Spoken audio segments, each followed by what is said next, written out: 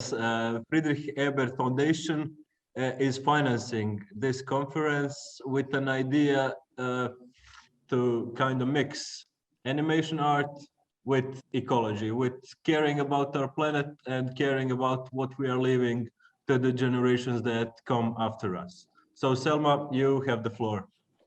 Thank you, Nicola. Thank you guys so much for joining us today, especially since you are joining us from literally different parts of the globe and different time zones. I know it's like midnight in Argentina, right? So thank you so much for the effort. Am I right, Irene? Is it midnight or close to midnight? Okay, it's late anyway. It's noon. It's noon. Oh, noon. It's noon. Okay, so I misunderstood something. Okay, then you know what? Disregard this last remark. Okay, we have Claire. We have Claire too. Claire, welcome. Hi, Claire. Hello. Hi. Okay, so definitely, Pauline, you see that we are informal, right? With all these, informalities going on. So yes, like Nicola said, I work for Friedrich Ebert Stiftung, Southeast office or Southeast Europe office. We are based in Sarajevo. In general, the FES is the largest and the oldest political foundation in Germany. We are value-based foundation. Our values are deeply rooted in social democracy, pluralism, cooperation, and obviously inclusiveness. Part of our work, an important part of our work, is socio-ecological transformation. And that means nowadays mostly properly communicating findings and the importance of the topic. And I'm really pleased and happy to have Bas, who unfortunately couldn't join us today, Dr. Ralph Melzer, who was just generally very open to ideas and loved this idea to include art as part of our work, or namely part of the socio-ecological transformation that we have. In particular, communicating climate change, environment protection topics through the art. And Neom Animated Film Festival was just a great natural partner for that. Interestingly, we are both based in Bosnia and Herzegovina, even though, like I said, my office covers Southeast Europe, but with a focus on the Western Balkans. The topic, the climate change topic, environmental protection, it seems to be everywhere nowadays. There is obviously scientific consensus on the climate crisis, but yet, we are very much behind the Paris Agreement targets and the obligations. So communication becomes even more important. And in the spirit of this inclusive approach, where everybody matters in different forms of, in different channels of communication matter, we decided to go, with this cooperation. So I'm beyond happy to be doing this. I've seen the scenarios, I hope that's the right word, of your animations, and I'm just beyond excited. In fact, I kept thinking, I cannot believe that this actually gets to be my work, today. So thank you again so much for doing this. The idea is that today we hear from you, what motivated you in doing this, and also what are your plans for the future, right? I'll leave it at this. Selma, thank you so much. And before I start introducing you guys, let me just introduce the festival in a few words. So the festival has a long-standing tradition in Neum, Bosnia and Herzegovina, and that, as some of you may know, some of you may not know, is the only town in our country that is on the seaside. That's why we have this cute little fish as our logo. And as you also may know, we had many, for example, Oscar winners already in our programs, in our juries. So the festival in the last 10 years really became a name for itself, and you all heard about us and sent us your films, and we are very happy that we received those. So now I will introduce you with a few sentences, and then you will introduce yourself with something I may forget about telling you. So first I have on my paper, I'll go in this direction, is Dear Forest. And we have two of the authors, Simone and Claire. And it's a student film, if I understood correctly. And it's from MOPA, a famous French 3D animation school. And Claire and Simone, please tell us something more about the production and the crew, and maybe about yourselves, about the film itself. It's interesting. And while you're speaking, I'll put on some screen caps of the movie so the other authors can also see it. Okay, hello, nice to meet you all, guys. So with Simon, we worked on Dear Forest. It was our graduated film. We were 5 people, and it took us around 1 year, a bit more than 1 year. So we didn't have a subject to do the film. It was like we were free to come with our own idea. And the idea came first with the design of the idea of this kind of creature, hybrid creature between a tree and a deer. At first, it wasn't the purpose to do a ecological film and have an ecological message. It was a comedy. But when we start really write the story and find the narrative, it became obvious that with this kind of creature, like it was important to do to have this ecological message. So we pushed that on the story, and really want to talk about deforestation, and with this character who put a sort of feelings on the trees, like they are animals, so they have feeling, and that makes the story stronger. And yeah, that's it. Hope you like our film. So I was mostly in charge of the artistic direction of the film, and Simon was more in charge of the technical part and also the storyboard. And after, we had 2 animators and 1 other girl who worked with me on the image part, like the surfacing, lighting, texturing. I don't know, Simon, if you have something to... No, I agree with all you said. I just want to add that it's true that whenever we're thinking about doing a sci-fi movie or a movie about the future, it's hard to not talk about ecology, nature, and like, it's the question that we have is what world will we be living in 10, 20, 30 years? And even if we thought it would be a comedy at first, yeah, it kind of, the subject kind of imposed itself because we were talking about animals and nature. It was like, I think, yeah, we cannot have not tackled this subject. And I think what we wanted to show was more the place, like the character is kind of everybody in front of the crisis that everyone attending right now.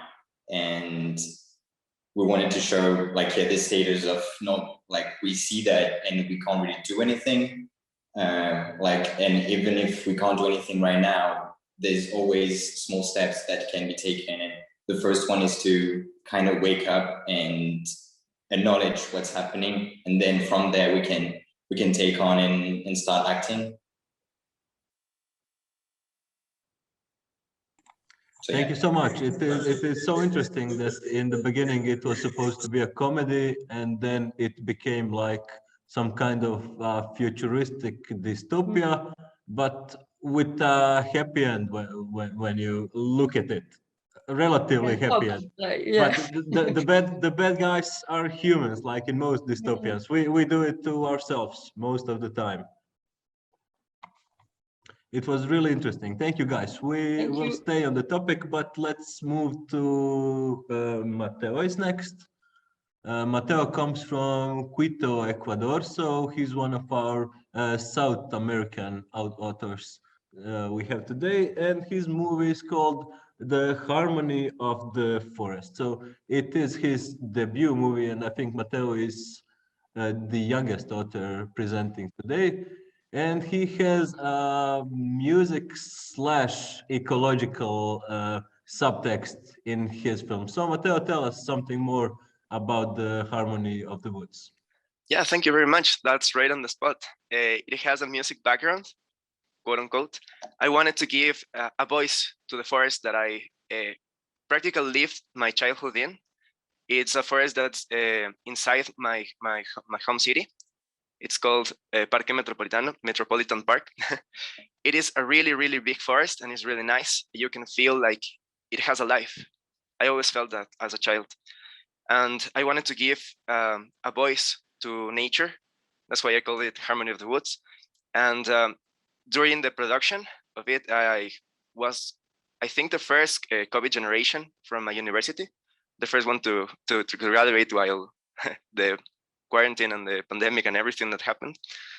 But the idea of doing something about ecology always was in the back of my head, because there was always been a lot of fire forests in my country ever since I was a child. And I started to notice that it was a common theme among a lot of places, especially when the bushfires in Australia happened. And the feeling that I had seeing a fire from somewhere so far away from me, but I felt so like it was a thing that was so relatable that it made me think about how I could try and, I don't know, expose people that sometimes hurt nature, give it a voice. Yeah, it is my grad film, and I think it's over a year now since I did it. And I still think the message is relevant. There's been a lot of fires here in my country still. And Australia is preparing again to try and stop them before they happen. Yep.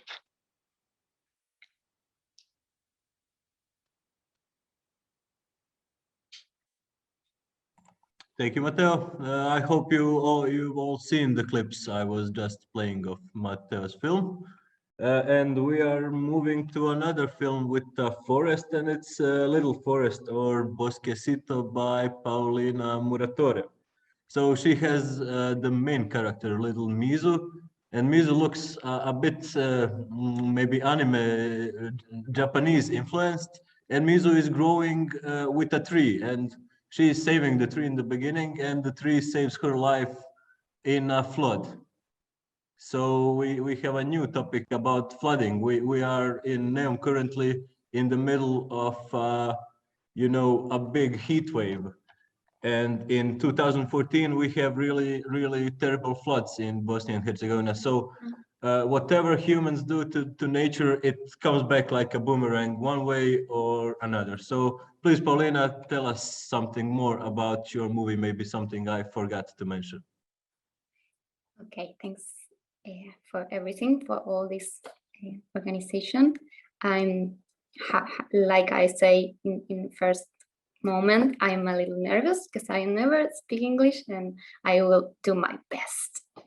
So yes, I am screenwriter and director in Bosquecito. It's my first animated short film in which I also animate and did the background designs and artistic direction. And a kind of direction of the sound also. What else? Yes, Misu discovers these saltings abroad. How you say shot, a little baby tree. And she returns over the years to water it. And she and the little tree grows, but the forest has been deforested about years. So in a rainy afternoon, the forest is flooded, and Misu and the trees, Misu tried to save her life with the tree. And well, it's a topic who it's with me. I'm sorry, I'm really nervous. How can I tell? I will try to. No, this was great. Seriously, Yeah, this was really good. But for the Q&A, it was perfect. Seriously. yeah, Yes. I would just Well, like to see a couple more seconds of her film because it's really interesting. So let Okay, me thanks. just put on a couple more seconds of little Mizu in her forest. So Okay, well. here we have the tree growing, still not in full bloom, and we see only 1 or 2 trees that are down. But as the time passes, we will see in the next clip there is less and less trees. So that is something that happens all over the world. So not just in Argentina, not just in Europe, but everywhere. We are not planting enough new trees, and we are just destroying the lungs of the planet. And most of it is in South America, in Amazon, actually. Unfortunately, we don't have anyone from Brazil, but I believe it's the same in Ecuador and in Argentina. So thank you, Paulina. Sorry. No, it's Thanks fine. to you. It's a great Yes. movie, and we are coming to another film about the tree, and it's Irene. Irene is also from Argentina, and she is the author of the movie The Tree Has Been Planted. So this one is a bit different because it's some kind of a mosaic. It's like reading a book and listening to a song with a video, and it's a cartoon all together in one, and it has a strong anti-colonial vibe. So that is something new and something we didn't have in the other movies. So Irene, welcome, and you can introduce yourself, your work and your film to the other authors and to Selma and me. Thank you very much. Hello, my name is Irene Bley, as I say in Spanish, Irene, Irena in Bosnia and Herzegovina, is it right? And yes, my film is called The Tree Has Been Planted. And it was also a surprise to me to find that my film had to do with ecological subjects, because the film itself we always make films on desire and on the need of saying something relevant or something that is deeply in your feelings. And in this case, the film has to do with resilience. It has to do with doing, and it has a feeling that is very Latin American in a way, because it is defying authoritarianism in a way. Although it is very mild in the way it is presented, it is metaphoric, but it is dealing with a tree. And at the end, we speak about planting trees everywhere. So finally, the social message has to do with ecology, because ecology has to do with a social message by itself. So I like the way in which you spoke about it at the beginning, because it is, yes, it is a book and a film and a song all together, and a message that has to do with planting, with going on, that even if the visible part is taken from its place in the case of a tree that has been ordered to be cut down. Even in that case, something is left and you can go on singing and you can go on planting, maybe. Thank you. And I can see your book next to you, and I have to ask you to show it to us. Show a little bit of the workbook.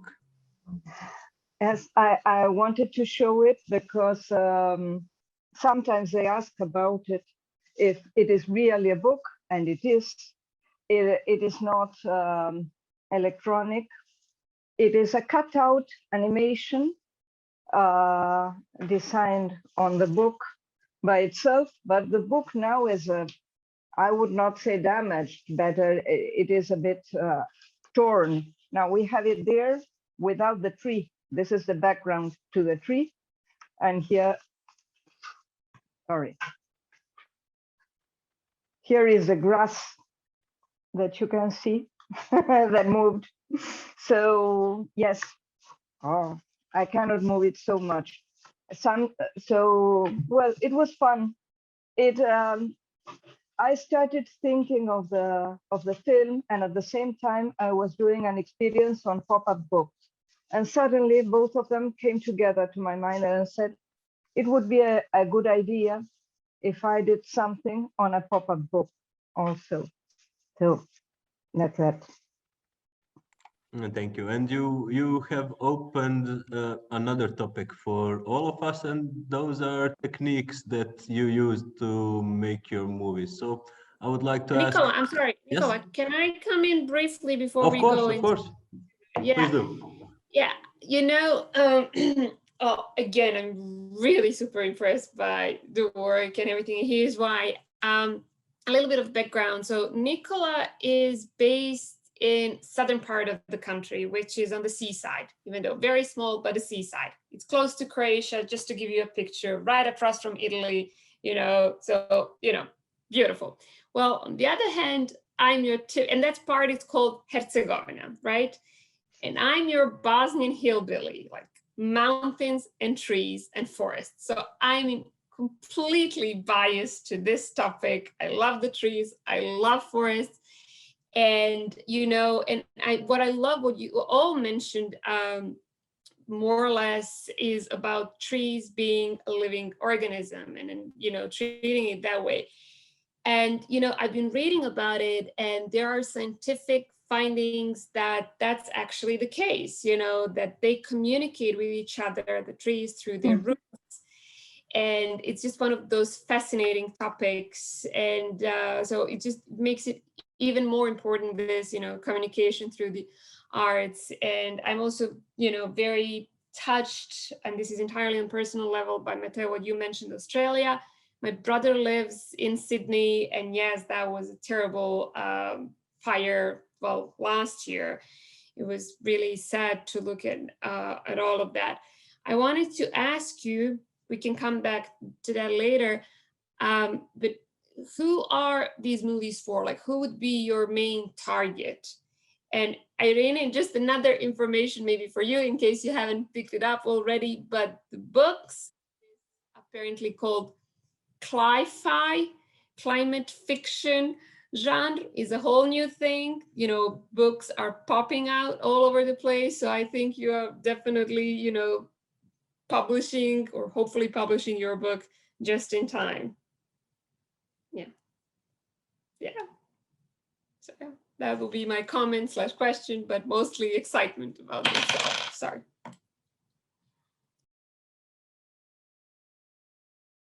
So who's gonna answer her question first?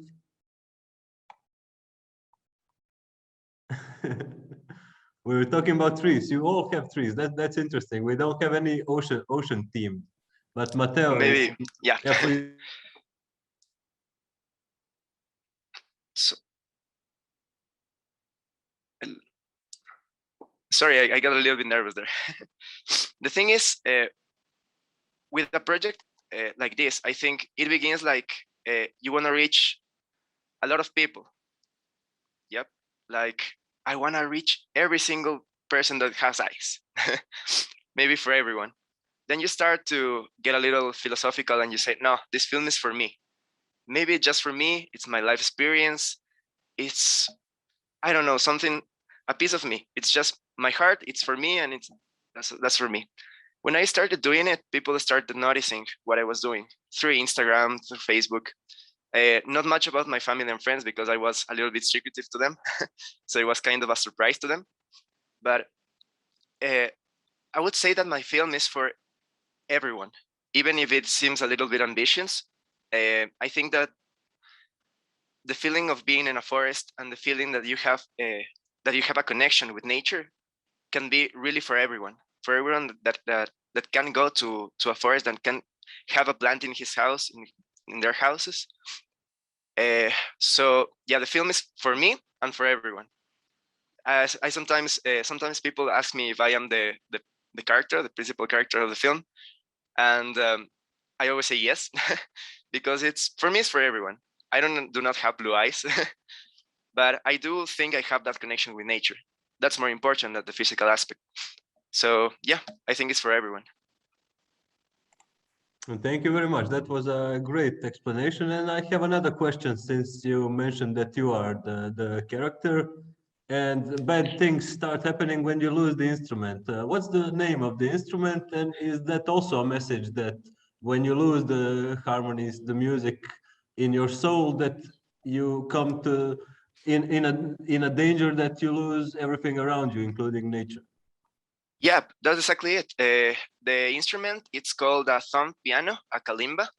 It's one of the, I think, first instruments that can be found in Africa. Well, it came really popular, I think, 5 years ago. It's been in a lot of videos, calming music with kalimba. I found it sounds so soothing. I find it like, I don't know. I do play a lot of instruments. I did play the piano too for the short film, but the kalimba always kind of resonated with me a lot. And yeah, that's the message actually. When you think that that voice is lost, you're wrong. The voice comes from you, from inside you. That connection cannot be broken. Even though there's a lot of things in the outside world, the inside world is what really matters, especially when we're talking about nature. Yeah. Thank you. And I would like to ask Claire and Simone a little bit more about the process of making a 3D film, because we have, fortunately, a couple of 2D films, we have a collage, and we have a 3D. So we have a couple of different types of animations. So do you have any experience in other kinds of animations, or are you just into 3D? And was it complicated to make this movie? How long did it last? And did this whole COVID pandemic maybe block you for a couple of months in your work? Do you want to go ahead then? No, go. I think we can talk about the question before as well at the same time. So at school we only learn 3D, but we're also open to any other kind of types of animation, and 3D is definitely something that needs maybe a larger team when it comes to doing a short film. And at school, when we were talking about the audience that we were targeting, I think because it was student film, we kind of had, the school was kind of expecting us to have a certain audience and a very broad audience. And it's funny because we were talking before about how the trees communicate. It's something that we wanted to talk about as well, because it was like they're alive and they can communicate. So we wanted maybe to deepen that subject. For instance, I know there's some of them are using fungus to like give information from one to another. The thing is, because it was a student film, we had to kind of strip all the unnecessary information to have a very simple and strong scenaristic thread. And I guess it's not always like sometimes there's subject that we would have wanted to tackle, but we had to keep it very, very simple. So I would say that for us as well, the audience was kind of everyone, but also very young people. That's why we try to, like, even though some parts of the film are kind of harsh, we try to mask it and also to give a bit of hope at the end, so that we're not leaving the younger generation to a hopeless future, but there's still like an opening at the end.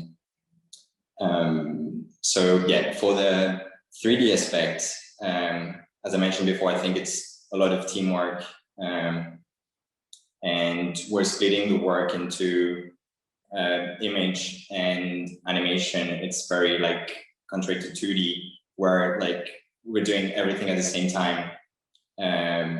In 3D, we had a lot of people two people doing only animation, and the rest of us were doing all the image, the lighting, the scope, everything that was related to how the forest would look, how the desert would look. And I think Claire has worked a lot on the design, so maybe she has some input about that. Yeah. So yeah, at first the idea came from me with oh, there is a echo. Maybe it's you, Simon. Yeah, I think Simon just. Oh yeah. Yeah. So yeah, at first it was my idea, and I just had a character design of this deer, and he had a very funny face. So because I thought about a comedy, but we really write the story all together and think of a more poetical story. And to speak also about what was what's the point of the story. We also wanted to talk about the individual, that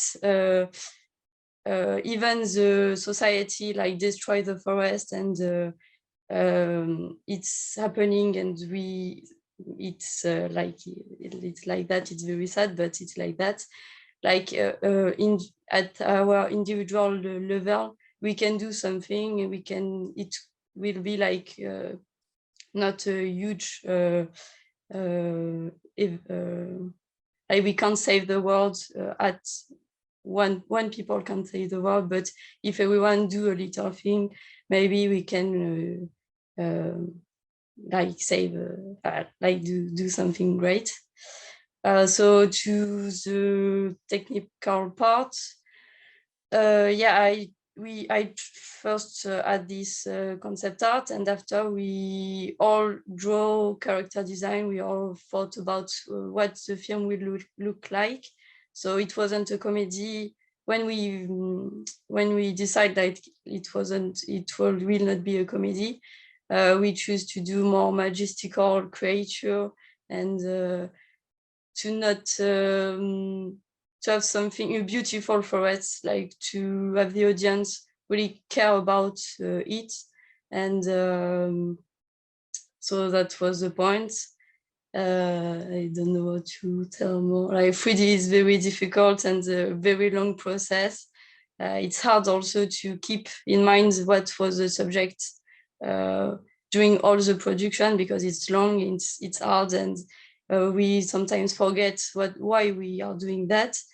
It was an amazing experience, but yeah, it was a tough year with the COVID. We have to finish the film separate, like all in our flat, and just have a meeting like that with Discord or Zoom, and that was very hard to communicate. But we did it, so I think we can like manage all kinds of production now. So that was a great experience. Thank you.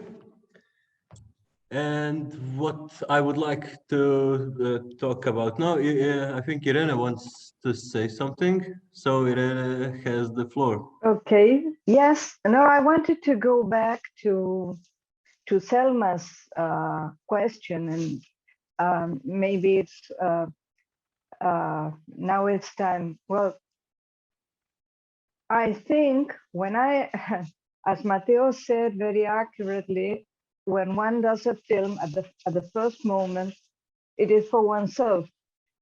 Then one realizes that many people are going to see it, to watch it. I have worked as a teacher all my life, and I have worked teaching children, mostly children, adolescents, young people. And every time I do something, they say, oh, it's for children. This time, this film has, for me, it had a more mature point of view, but for some reason, they choose it for children. Whenever they see it, they say, oh, it's tender, it's nice, it's for children, it's colorful. But I think it is for everybody too. And I had a big surprise recently because the film was chosen in a festival in, I don't remember the name, a very important festival in Spain. And it was chosen to be seen by adult people, by people in the institutions, that people that are already, I don't know how to say this in English, but older people. I mean, those places, those not kind of shelters, not shelters precisely, but homes for elder people. So it was a surprise for me to see that the film had been chosen to be shown to the elder people. And about popping up and pop-up books, it's a pity that doing pop-up books is not so popular, and it is very expensive to do the books by themselves. And it is a very specific process that is being, for example, I know that in China, they do pop-up books. And well, for some reason, well, for one reason, you know, it's not for some reason, but it is because it is not very easy to have it done. But maybe once we do the physical copy of the film by itself. I know a great animator, Janet Perlman from National Film Board of Canada. She did a remarkable film that has to do with a forest too. She did that film, and many years after doing the film, she did a kind of version, a book version of the film.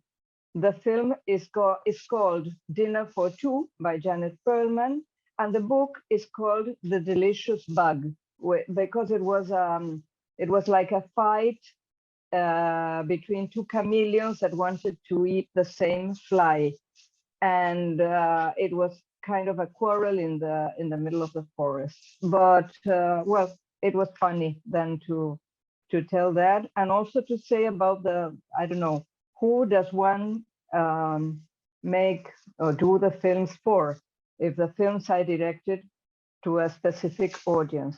I think that finally a film finds its audience by itself, and one can say this.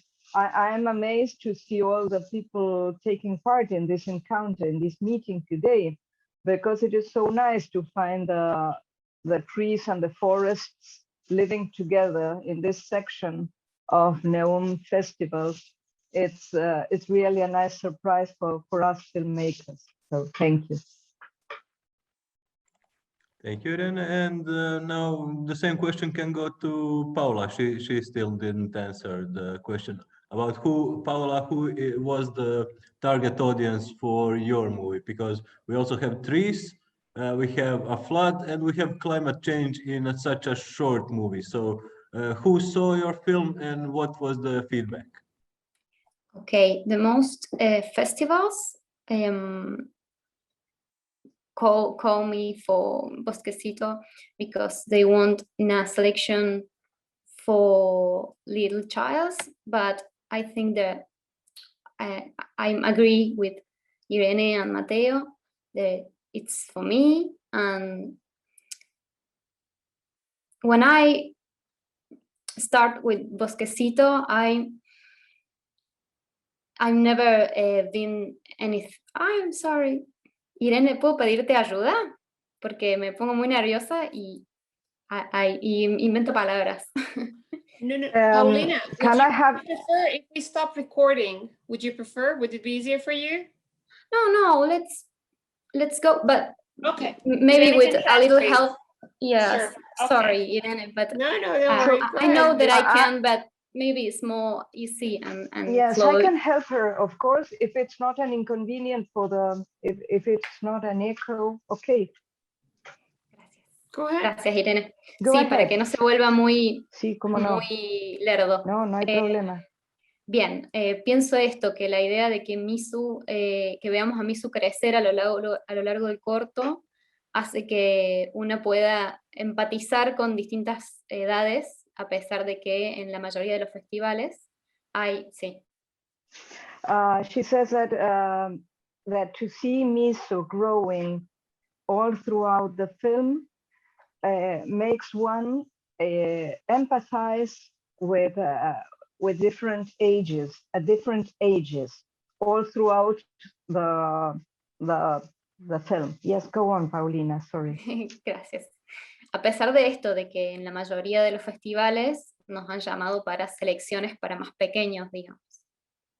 Even when in most festivals they call, they select the film for the small children section, for the children's section.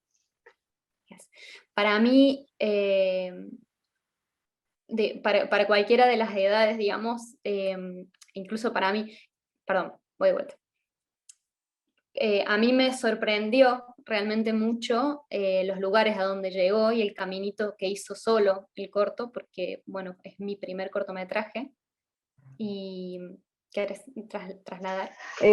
She's surprised, she's amazed about the way the film is doing by itself, because she did not expect it. Bien. Esto es mi primer cortometraje, mi primera experiencia, y yo no vengo del cine, vengo de la fotografía, digamos, y es toda una experiencia autodidacta. Because this is her first film, this is her first experience as a filmmaker, because she is not a filmmaker. Her studies are on photography, and she has been self-taught. She has self-taught herself on animation or on filmmaking. Paulina. I don't know if and thank you so much. And this was such a nice example of working together and communicating. Thanks, so we all understand each other. This was really beautiful. I'm so happy about this. Yeah, and now I think we are on the part of the conversation where we talk about everybody's country individually. So in Bosnia and Herzegovina right now, the biggest ecological issue is probably small hydro plants on rivers. So activists fight those people that are destroying rivers to make small hydro plants. So if each of you could tell us a little bit, do you share this problem, or do you have something else in your own country?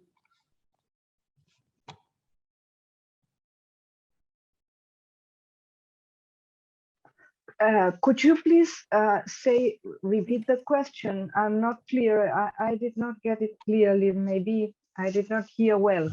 So what is the biggest ecological issue in your country right now?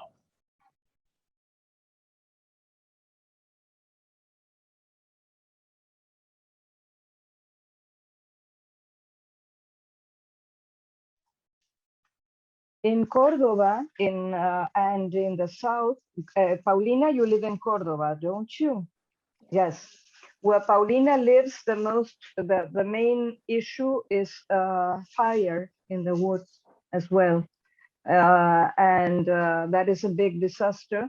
Sometimes in Argentina we have floods we have fires, and sometimes we have other problems, but those are the worst I can remember. We have very heavy floods every now and then also, and many people that lose their houses, their homes because of the floods, and many lives that are spent because of the floods. And but the recent issues have to do with fires in the woods. And not only that, is Córdoba is in the middle of the country, but also to the south of the country there have been very, very big fires, and that is Patagonia in Argentina. We have Patagonia in Argentina and in Chile, and it's a wonderful place. It is like living in a landscape, in a postcard. And so it was terrible. It was terrible to have those fires in Patagonia too, both in Córdoba and Patagonia, to the north, to the south, to the east. That is the biggest issue, I would say, in the last times. And Mateo, what about Ecuador? Well, as you know, the fires are really a big problem here too, near me. But we, as Brazil, we have a part of the Amazonian forest here, and we have a big ecological reserve called Yasuni. I don't know if you've heard about it. It's a place where there's a lot of animals and a lot of plants that only live there. They're endemic to that part, but we also have a big petroleum reserve under there. So there's a lot of conflict of interests there. There's been a lot of drilling, oil drilling there that have really devastated the Amazonian forest. We also do have a lot of problems with these, I don't know how you call them, the generators, the electrical generators that you put in rivers. There's been fires here. If you hear about it, it seems like a disaster country. But yeah, we are kind of working towards progress. There's been a lot of petitions, a lot of international petitions to stop the drilling in the Yasuni, in the Amazonian part of Ecuador. There's been a lot of studies. There's been a lot of actions taken by people here to try and stop that. But I would think that that's the biggest problem, that the interest about drilling for oil here and the money with the economical crisis that's happening during the COVID pandemic, it's really the biggest problem here right now.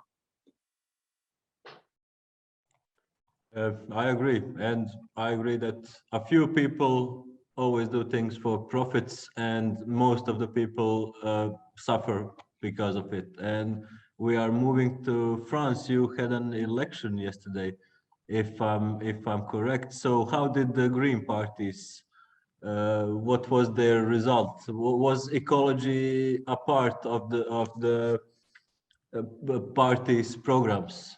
That I'm sorry, before yes. you answer, a disclaimer. We did not agree on this question. I did not ask on this, just so you know, you don't have to answer. Oh, sorry. Yeah, but good. Yeah, good one. No, let's just go with the biggest problems. This was my professional deformation being a journalist.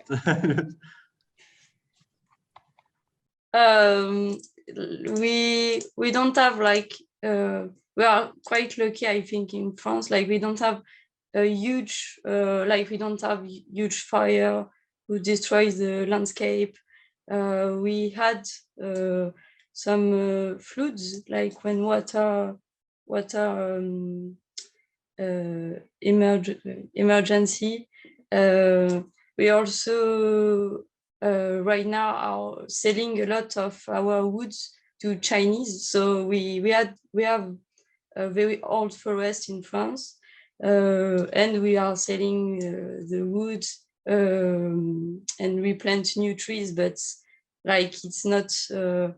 We are like selling I don't know how this the woods who are old, like oh, I don't remember sorry, forget. And yeah, so I think the biggest problem is a problem where the world problem of global warming. Like we had a very cold winter with a lot of snow. It was like new in France, and right now it's very, very hot, and we are just in June. So like we think about July and August, where the temperature will certainly be like crazy, and that is a huge problem in France, but it's a world problem. So yeah, that's why we have to work together, because I believe it's winter in South America right now. And I was just checking my phone. It's 38 degrees Celsius in Neum right now. And that is at least 3 Celsius hotter than usually in June. So something is happening. I told you all, we are in the middle of a heat wave right now. And we have this happening with Saharan sand in the air. That is also something that doesn't occur each year. So every year we can see changes with our own eyes. We don't even need scientists and activists telling us that something is happening. Something is definitely happening, and it's up to us how we are going to confront that for the future. So Selma, if you have anything to add or anything else to ask. I think, yes, thank you. I think Simon wanted to comment if I'm right or not before I come in. Do you want to? Yeah. I just wanted to add that I think the big issue in France and in Western Europe is the ignorance and people willingly ignoring the crisis. And because whenever we're traveling in France, you can see like huge forests, everything looks really good. And I think it's mainly because we live in countries that are capable of importing products and exporting their problems to other countries. And we live in like kind of in a fairy tale atmosphere where everything is good. And it's very, very easy to ignore all of that, and most people are not even acknowledging the climate changes that we were discussing before. And whenever, like I'm coming from a very small town in France, and there no one ever talks about that. We're still talking about opening a new mall, opening like new shops, and I think right now I feel really far away from all that, and I think that's also why it's important for us to talk about this subjects and doing films like that. And even though most of the time, because they are seen as children films, people look at them without thinking that it's going to tell them anything, and they end up still maybe not learning, but just improving a bit on these subjects. So I think it's kind of it can be a good thing that people see it as children's films sometimes. It's kind of tricking them into watching it and learning things.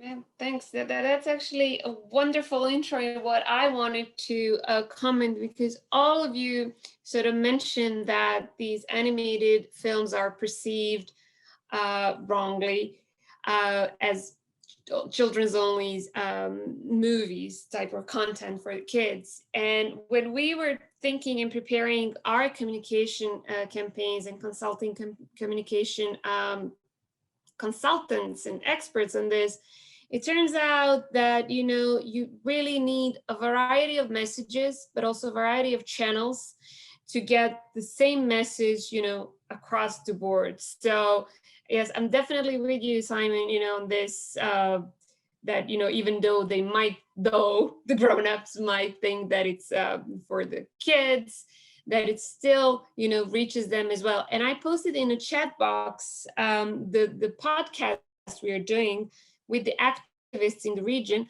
The podcast is called Confession And we are basically recording the stories of the activists in the region that are fighting environmental degradation, including deforestation as well, because we mentioned, we talked about forests so much, but also because this is just another way of, you know, using a different channel, a different method to get our messages across different, but even the same audience. So, you know, that might be a conventional opinion that is just for the kids, but honestly, even if it is for the kids, you know, art has its ways, and you've done a fantastic job. And I think Irene wants to comment, and it's something, and it's better, because otherwise I would talk too much. Thank you. Yes, no, but I wanted to agree to what Simon said and to what you, Selma, said.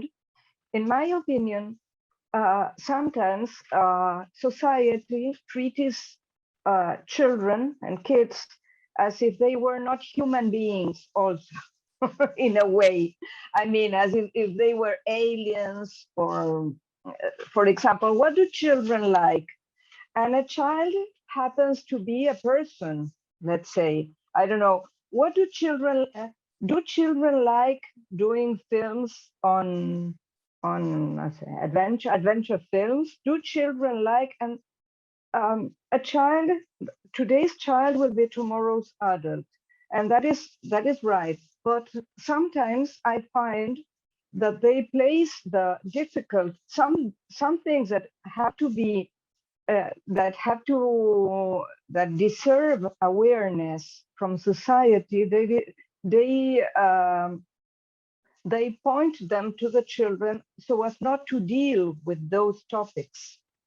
That is what I find, that is a good way to be politically correct and not to deal with, I don't know, climate changes that we here have, of course, also. Now we are in winter, but in summer, it is terrible also. Sometimes you say, what is happening? And in some places of the country, especially, that is very, I don't know, that is very visible. But this of letting some films for children, where it is like not holding in your hands a hot potato, let's say, you don't want to deal with that. And that is the answer.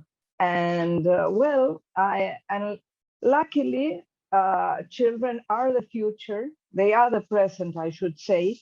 But sometimes we will go on trying to change things and raising our voices against those very important, I don't know, human rights that have to do with nature and have to do with environment, because it's really it has to do with human rights also. Yes, that was my comment.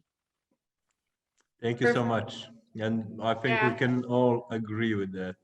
Absolutely. And certainly from, you know, the standpoint of us as a political foundation, that's absolutely, you know, a priority, this intergenerational and intergenerational fairness and equity. You know, like I said, it's a priority. I think we're coming to an end, right, Nicola? And I wanted to comment one last thing. I haven't seen the movies, the films, whatever is more correct term, but I do like two things. You, specifically Irene, you, and Paulina, you mentioned resilience. You know, that's more than necessary and needed. And I think the others also mentioned this happy type of end of stories. So I really hope, you know, we are ending all the movies. So to end with that, because in communicating these topics, apparently, again, according to the experts, we need, you know, success stories, we need optimism. Otherwise, we are facing, you know, this paralysis and not moving forward. So, like I said, I hope that's, you know, that visible in your movies. I'm looking forward to seeing those. Thank you again so much for joining us. And now I'm going to hand it over to Nicola. And then we're going to, I think, if you don't mind, stop recording because I want to touch with you on some on personal data issues real quickly, and we can wrap up. Is that okay? Thank you guys for a great conference. It was really a nice experience, and it was really nice to meet you all and to hear your input on this topic. And I believe we are people of different generations from different countries, and we've seen the same movies, and we were brought to the same conclusions actually. So what's important is to preserve the nature we enjoy today to the children of tomorrow, even to those who are not born yet, to give them hope, as Selma told them. So I want to thank you once again, and let's conclude the official part of the meeting. I will stop recording now.